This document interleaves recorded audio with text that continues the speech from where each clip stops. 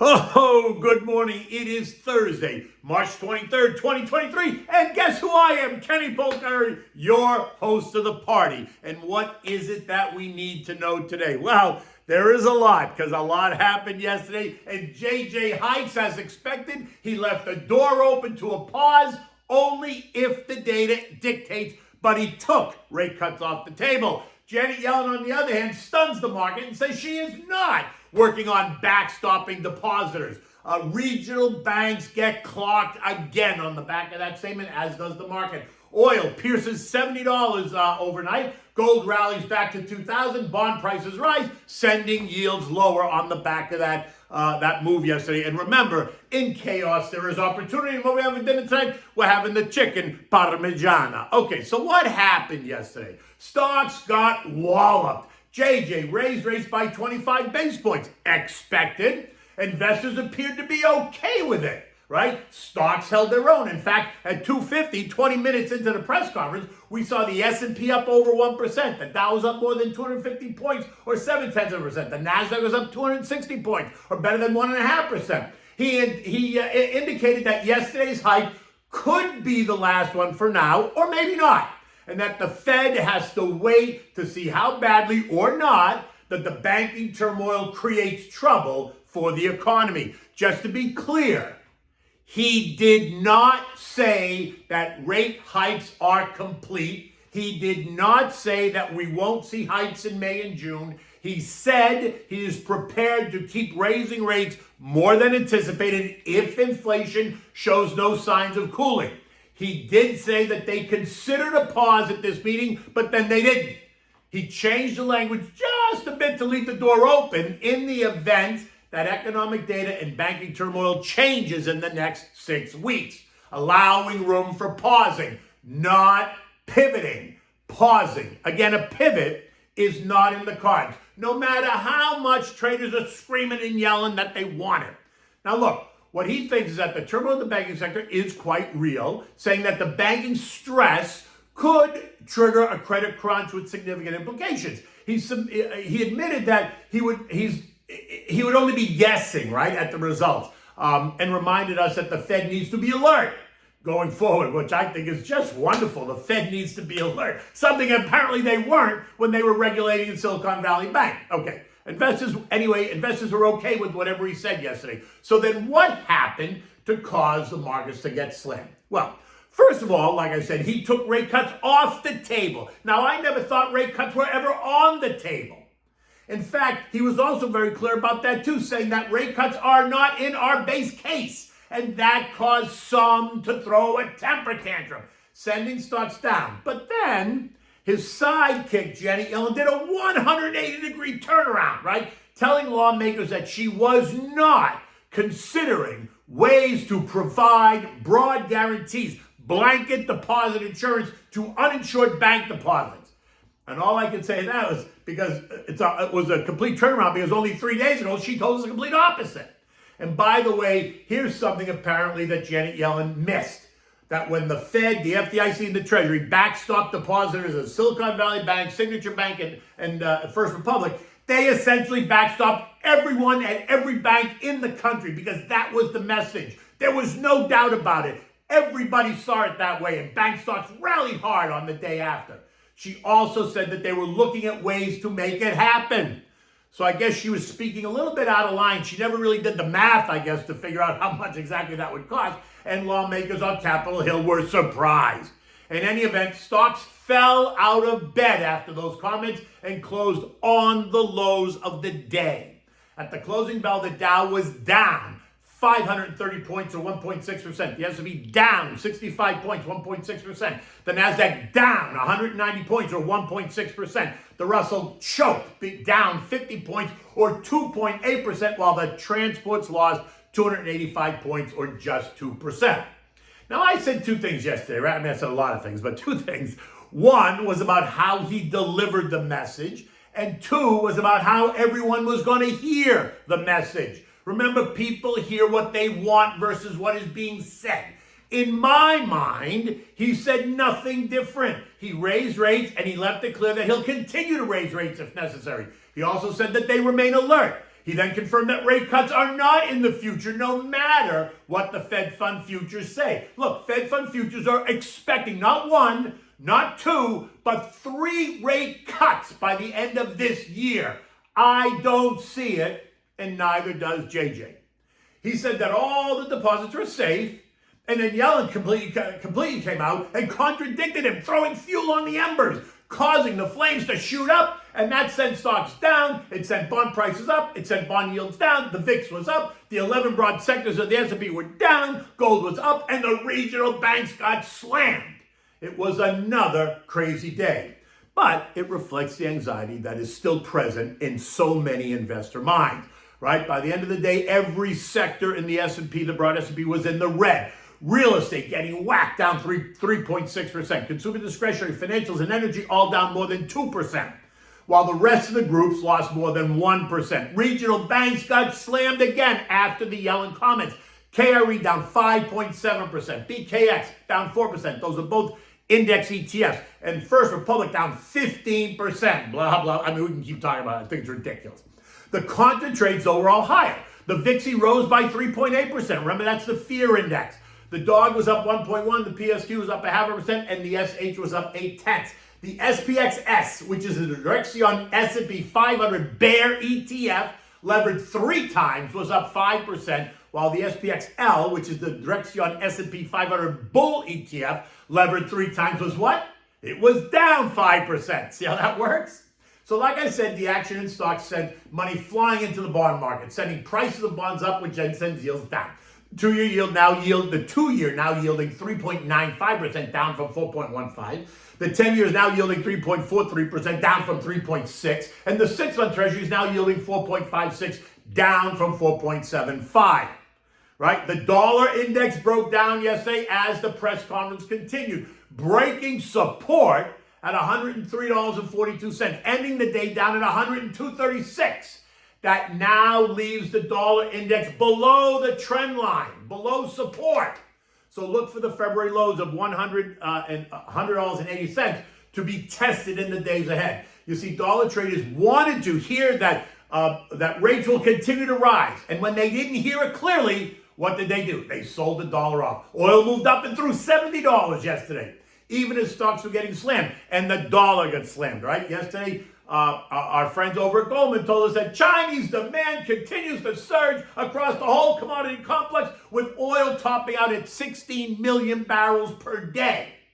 Wood Mackenzie, a commodities consulting firm, estimates that China will be responsible for 40% of the increase in global oil demand this year alone. And if you think the U.S. oil exports are not keeping up, think again. Gross U.S. exports of crude oil and oil products hit a new high of just under 12 million barrels per day, which suggests that global demand for oil is strong. Higher prices are ahead. This morning, oil is trading at $70.20, and we'll look to challenge resistance at $77 in the days ahead. Remember, I still think we're going to see 90 before we see 60. I was almost wrong last week when we traded down to 64.50, but we never traded at 60, so I'm not wrong. Gold, as I told you, rallied off of 1950 yesterday on the back of the sell-off and ended the day up $33 at 1998. I am not surprised, and neither should you. Gold is the ultimate safety trade, and yesterday's action suggests investors want safety.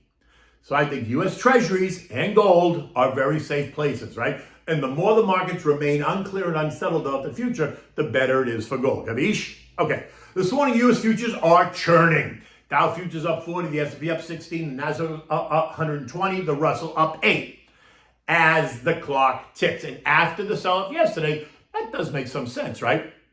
There's nothing new on the tape today. There'll be lots of discussion on all the commentary yesterday as street analysts and strategists try to decipher what exactly was said. Remember, some people saw the sun while other people saw rain, right? I saw the sun. And I remain in the camp that careful analysis and allocation of money is top priority. I'm overweight with the big yet boring names in tech, healthcare, financials, energy, and industrials. I'm smaller weights in everything else, right? Remember, in the end, in the chaos, there is opportunity.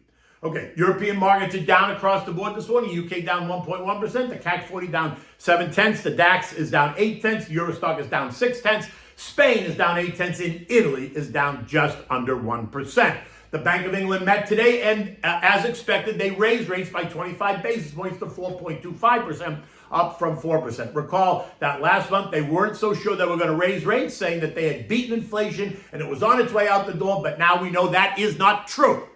Inflation is still running hot in the UK. In Switzerland, the Swiss National Bank remains keenly focused on stability and raised rates by 50 basis points, taking their base rate to 1.5%. Even after the Credit Suisse debacle, suggesting that they too remain keenly focused on inflation versus any banking crisis, because apparently the Swiss don't see the Credit Suisse as a banking crisis. The S&P closed at 39.36, down 65 points. What started out as a risk-on day turned into a risk-off day, driven by the headlines and the latest news that Yellen is not backstopping depositors and JJ is not cutting rates.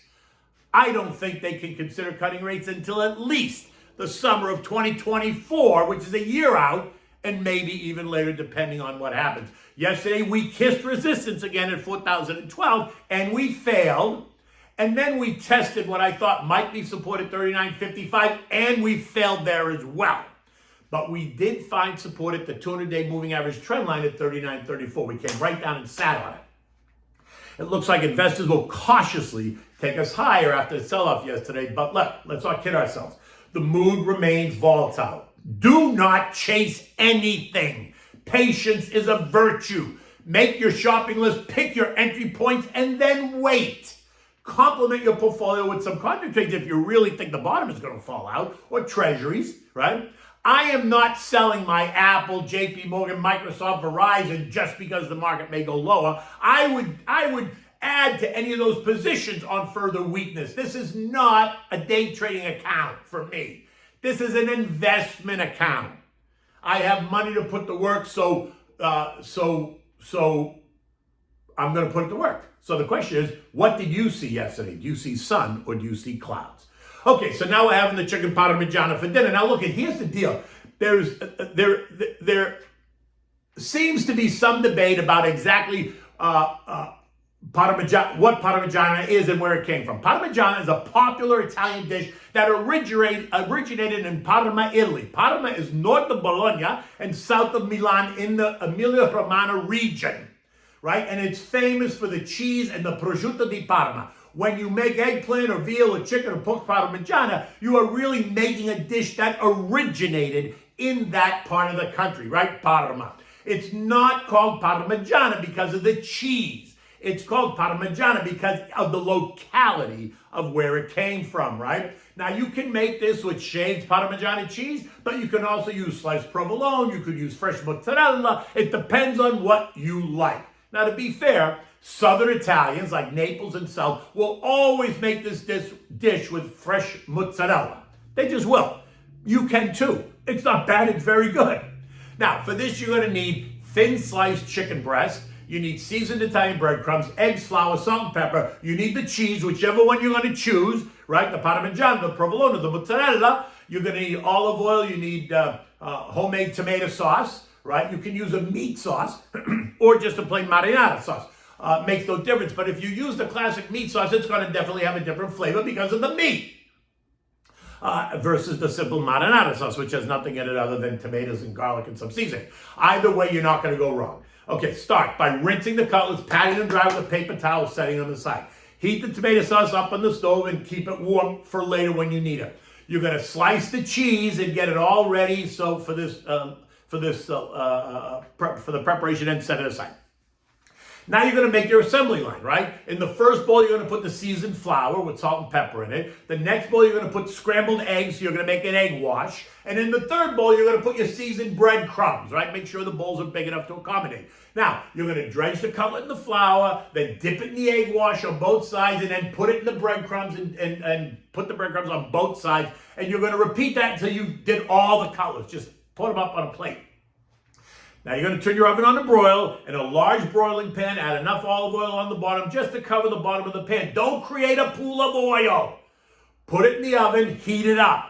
Once the oil's hot, then place the cutlets one side down in the oil and then immediately flip them over to the other side so that the oil side is up under the broiler. Now slide the rack in and close the oven door and broil the cutlets. Depending on how many got in there, could be 3 to 5 minutes. When they pull them out, flip them over, broil the other side. When they're nice and golden brown, take them out and then put them on a dish and just keep them on the side until you're done. Now, in another baking dish, you're going to add some of the tomato sauce just on the bottom. Not a lot, just enough to coat the bottom. Now, take the chicken cutlets and place them in this dish. On top of the chicken cutlets, you're going to put the cheese of your choice. Really, any of them are fine, right? And now dress each cutlet with a little bit more tomato sauce on top of the cheese. Place it in the oven on bake, not broil, at 350 degrees. Leave them in there just until the cheese starts to get a little bit soft and melty. It's maybe 5 or 6 minutes. Remove it, take it out, and serve it immediately. Now look, this is best served as a second dish after you've eaten a bowl of spaghetti, right? Or rigatoni, or some nice pasta with the tomato sauce that you use for the Parmigiana. You can eat it both. Sometimes I'll just take my chicken Parmigiana, put it right on top of my pasta, and eat it with the pasta. Sometimes I'll eat the pasta first, and then the chicken Parmigiana afterwards with a big salad. In any event, you can hardly go wrong. It's chicken Parmigiana. It's delicious. Okay, look, it's a beautiful day outside. I see the sun. What do you see? In any event, until tomorrow, take good care.